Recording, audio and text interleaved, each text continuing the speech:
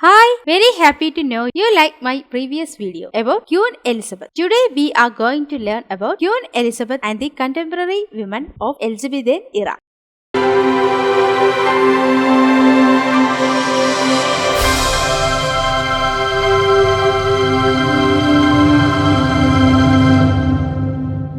Queen Elizabeth ruled supreme. This led the society to various developmental changes. It was a time where a woman was in the highest seat of power. But this was not a glorious time for most average women because they were looked down upon and faced oppression from the men of the society. Although the Elizabethan society treated women poorly, the Queen's time it was better than any other time. When Elizabeth came to throne, the general opinion at that time was that governing was an art accessible only to men. A female head of state was an offense against nature.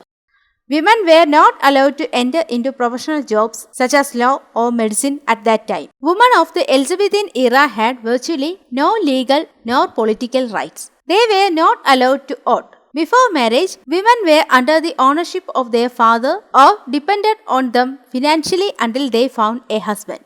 They were not allowed to have an education. Queen Elizabeth attained high education at that time. This was the difference between ordinary people and the monarchy. All Elizabethan women would be expected to marry. They would be dependent on their male relatives throughout their life. Here also we saw the distinction between the monarchy and the ordinary people. Queen Elizabeth was entirely against this mindset that a woman should marry and spend her life throughout with the male. Elizabeth did not want to be under a man's authority. Instead of this, she ruled for 45 years unmarried and independently. Elizabethan women were raised to believe that they were inferior to men. They were totally dominated by the male members of their family. The punishment for disobeying their family was whipping stool. Disobedience was seen as a crime against their religion. Elizabethan women could not be heirs of their father's property. All property would pass from father to son or brother to brother, depending on the circumstances. The only exception was the monarchy. Marriages were often arranged by parents. Most marriages were not made for romantic love, but for social or financial purposes.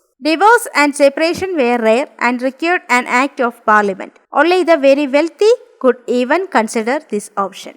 If a woman remained unmarried, she would have to enter into a nunnery. She was often considered as a witch. Elizabethan women were expected to bring a dowry to the marriage. It was referred to as her marriage portion. After marriage, Elizabethan women were expected to run the household and provide children. Marriage was often brutal for most of the women. It was essentially a loss of identity. Most law of the Elizabethan era allowed husbands to beat their wives and their children. Queen Elizabeth I and writer William Shakespeare both challenged the poor representation of women. From the words of historians, we can understand that women of Elizabethan era struggled a lot. Your comments are my motive. Hope you like this video. Like and share. Subscribe for more videos. Thank you.